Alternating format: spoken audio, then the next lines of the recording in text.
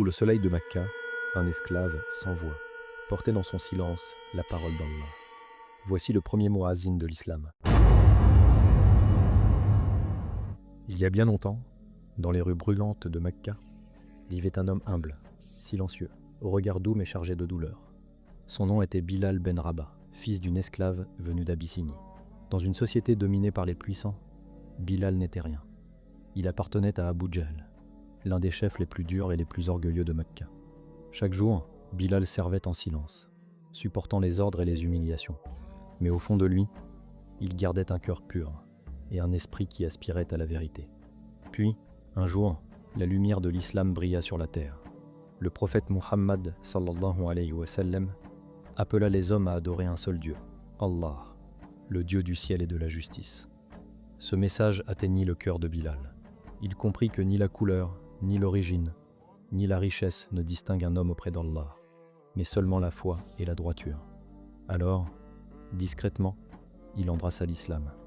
Mais quand son maître l'apprit, la colère éclata. Ils voulurent lui arracher sa foi. Ils le traînèrent dans le désert, le dos contre les pierres brûlantes, et posèrent sur sa poitrine une énorme pierre. Sous le soleil de plomb, ils lui disaient « Renie ton Seigneur, Bilal ». Mais il répondait, d'une voix faible, puis de plus en plus forte, « Ahad, Ahad ».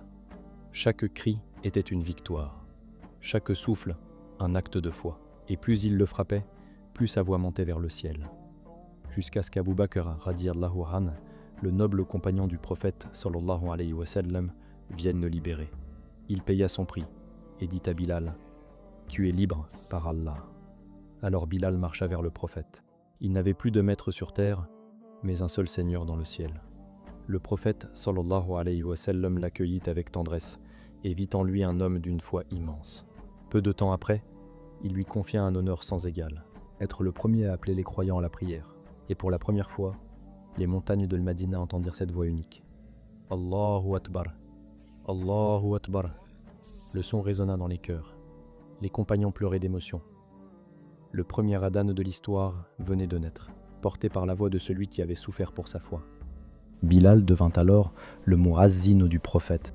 Chaque jour, sa voix rappelait à tous que la foi triomphe de l'oppression et que l'esclave d'hier peut devenir la voix du paradis. Mais quand le prophète quitta ce monde, Bilal ne supporta plus de prononcer son nom. Il monta une dernière fois sur le toit de la Kaaba, commença l'appel à la prière, et lorsqu'il dit « Ashhadu anna Muhammadan Rasulullah », sa voix se brisa en sanglots. Les compagnons pleuraient avec lui. Al-Madina tout entière fut bouleversée. Après cela, Bilal quitta la ville, ne pouvant plus faire l'adhan.